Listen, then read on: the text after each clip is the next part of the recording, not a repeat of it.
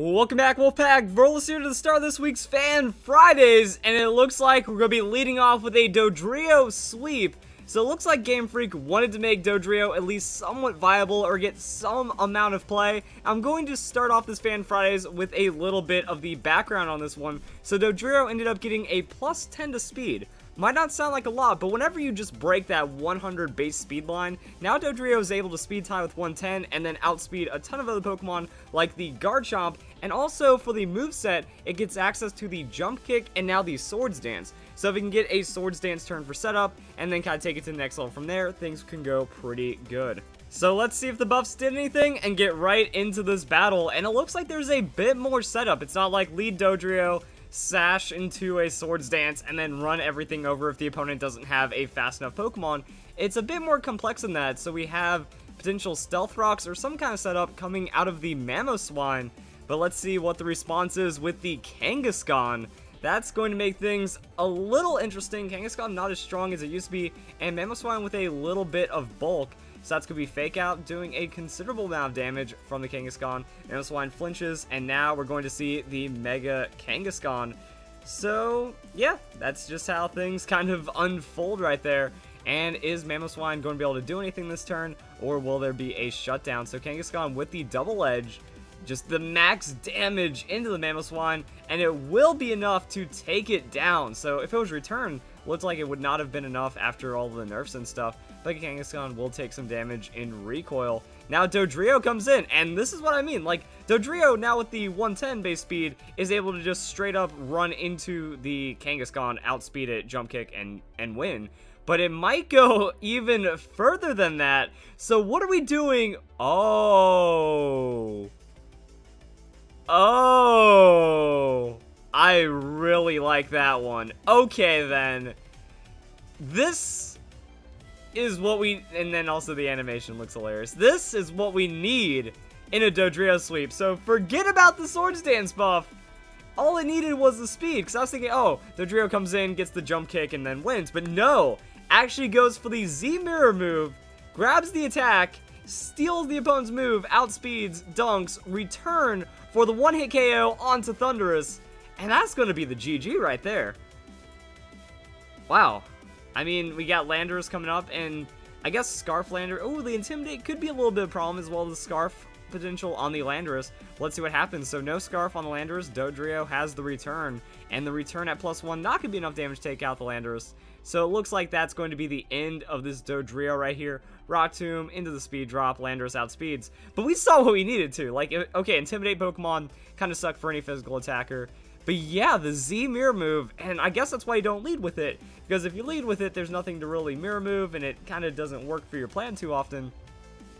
But if you have a Pokemon like Scizor kind of softening things up, if you have Mamoswine putting down some Stealth Rocks, having priority coverage as well, that just works. And then Scizor comes in with the Bullet Punch on the Landorus, and that's going to be enough to KO. So having a lot of priority backing up the Dodrio works out pretty well. And then the Z-Mirror move. I mean, Z-Mirror move is awesome, and we've seen it get a good amount of play already. So let's go and see how much more can happen with some more battles. Like, this Dodrio is what people feared in the Mega Kangaskhan. I know it might sound outrageous to compare a Dodrio to a Mega Kangaskhan, even back in the day with, like, pre-nerf Mega Kangaskhan. But what you're doing is you're gaining +2 attack before... Actually, it's stronger than Kangaskhan because you have more speed and you're gaining more damage faster in a way.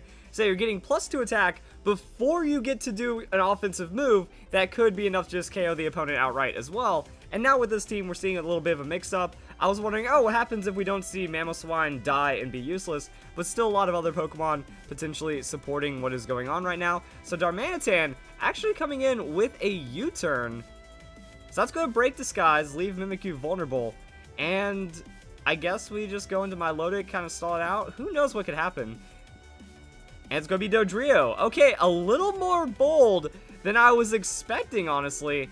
But I was thinking that could have also been a possibility as well. That if Mimikyu goes for the Ghost-type move, it's over right there. Because 110 speed outspeeds the Mimikyu. And now we have the Mirror move Shadow Claw onto a Ghost-type Pokemon. +2 attack, super effective. Mimikyu's done.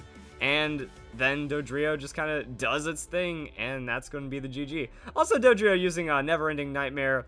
It's kind of like with the Staraptor going for the Twinkle Tackle for the KO. The Mirror move it's not like you just +2 and then steal the attack and do some damage. No, it's Z mirror move. So you +2 and then you do a Z version of that move as well. So it's bonus damage on top of bonus damage into just sheer insanity. And it's going to be a Mega Lucario from the opponent. So we're going to see how this one ends up playing out as well. And then what Dodrio does in response. Lucario, oh no. Why would he do that? That's just no, that's just disrespect. He sees, this is how that mindset went. You know what? Smogon banned Mega Lucario, so Mega Lucario must be strong. I need to take that onto the battle spot, which means I can never lose to a Dodrio. That thing has no damage. It can't do anything to my Lucario. It's a flying normal type Pokemon, so naturally I'm gonna have the advantage. And then it gets completely wrecked. Then we all see the Brave Bird for the last move slot, and that is going to be Verlisify going down. Dodrio takes a little bit from the Rocky Helmet, but it doesn't matter. And really, when you think about it, Dodrio getting Jump Kick was like perfect for this Pokemon because we have normal flying. Well, you're going to be walled out by Rock types, Steel types. We also have another battle, but I do want to kind of finish this up. So you get walled out by Rock type Pokemon, Steel type Pokemon. Jump Kick takes care of that, and then you have like fighting and normal coverage, which is really powerful. And then now we also have a flying type for the ghosts, and yeah, that's kind of the consequence. You can take out whatever you want, and the opponent just no respect for the Dodrio and ended up getting completely bodied in the end. And it looks like Mamoswine is back for this battle. It's kind of weird. I want it to be different a little. I don't want Dodrio to just come in and sweep because it seems too easy. It seems like it's just too good if it just makes a switch onto the Mimikyu and then gets a good Z move or Z mirror move. It doesn't make any sense that Mamoswine goes completely useless. You know, it +0s, it dies for free. Dodrio comes in and then turns it into a sweep. Like, the amount of turning things into a sweep with this Pokemon is pretty ridiculous. I want to see something on the team do something, but no, it's all Dodrio. I guess it's pretty awesome, but it's just not what you expect. You just don't think it works out that well. So there's Mamoswine, finally getting the Stealth Rocks. Now we get to see what the Mamoswine is up to. Are we going to see a Focus Sash from this Mamoswine, potentially? That you can, like, do that into extra damage. Icicle Crash onto the Venusaur would be nice. Mega does reduce the damage, but overall, there's some vulnerabilities that might end up playing out right now. So actually, Icicle Crash less damage than the Earthquake because of the thick fat. And there it is. Alright, so at least we get some other pieces of the team. Venusaur does insane damage. Off that Energy Ball, just completely wipes out the Mamoswine. Focus Sash saves it, but 2 turns of sleep, and it's over. Okay, so now, is this a situation where Dodrio comes in? Because if you have Swords Dance with Focus Sash, you're able to set up on everything. But it looks like Dodrio is still going to go for the Z Mirror move, or you could also just go for the Brave Bird. Let's see what happens. So that's going to be a switch from Venusaur into Lapras, and it's a Z Mirror move. I mean, is that just, like, that's either, like, the most god prediction I've ever seen, or, again, you don't, like, the opponent doesn't know what to do. It's like, oh, it's a flying type Pokemon that's kind of fast and has high damage against my Mega. I guess I should go for it, but Z Mirror move is going to fail since it's a new target. Still got the plus on the attack as well, and then that's going to be a Jump Kick onto the Lapras.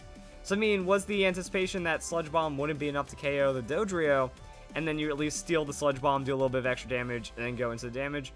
Now, oh, the Stealth Rocks, though, adding a little bit of damage onto the Venusaur. Is that going to be, well, actually, yeah, it's going to be enough after the Brave Bird. So, the reason why the opponent switched out, now bringing the Venusaur in, and it's not going to be enough for the Brave Bird. I was actually wondering if the +2 on the return could have been enough. Then you don't have to worry about taking the recoil, but recoil doesn't matter when your opponent is down to their last Pokemon, and it's a Blissey. Well, that's one of the freest KOs that is ever Pokemon inside of Pokemon. And that's going to be Dodrio with the Jump Kick and the insane damage on the Blissey. No defense, super effective, +2, all that good stuff. And that is going to be Dodrio sweeping in many different ways. I don't know what to say about that. Actually, I'm going to go back to Bulbapedia because I've looked at this. I know that Dodrio got buffed. A lot of people knew that Dodrio got buffed. It was one of those, like, early coverage things from the data mine, like, oh, Dodrio has stats and some usable moves now. How good is it going to work out? Well, apparently when you factor the Z move in, it gets even scarier than that. You don't even need the Swords Dance. So we have a lot of fun things coming out of it. But yeah, unfortunately, Dodrio does lack a lot of stats that if that was a tank Venusaur, it'd be easier to survive. But yeah, 60 on the hit points and 60 on the defenses means a neutral hit is going to take you down. And we saw that Dodrio does not have a lot of hit points. And I don't think there's any kind of like tanky investment or way to necessarily save the Dodrio. So it looks like you need to outspeed. You need to get those stats in there. 110 attack on +2 is very respectable. Like that's Swords Dance. That's slightly less damage than Swords Dance Garchomp, especially when we're factoring in, you know, attacks like the Return, the Brave Bird. Brave Bird damage would not surprise me if that actually ends up being more than a Garchomp or something. Yeah. It is. So Garchomp has 52 on the low end, 62 on the high end, and Dodrio is going to have 54 on the low end and 67 on the high end. So that's just like the power of base stats, and then just adding more damage on top of more damage, and then Z Mirror Move for free. So it's also getting the damage turn and not wasting anything on Swords Dance. So it is more damage than Garchomp with a stronger setup than the Kangaskhan. That's absolutely terrifying. That's why we get to see these Dodrio sweeps. So if you guys enjoy the video, I'll see you in the next Fan Fridays.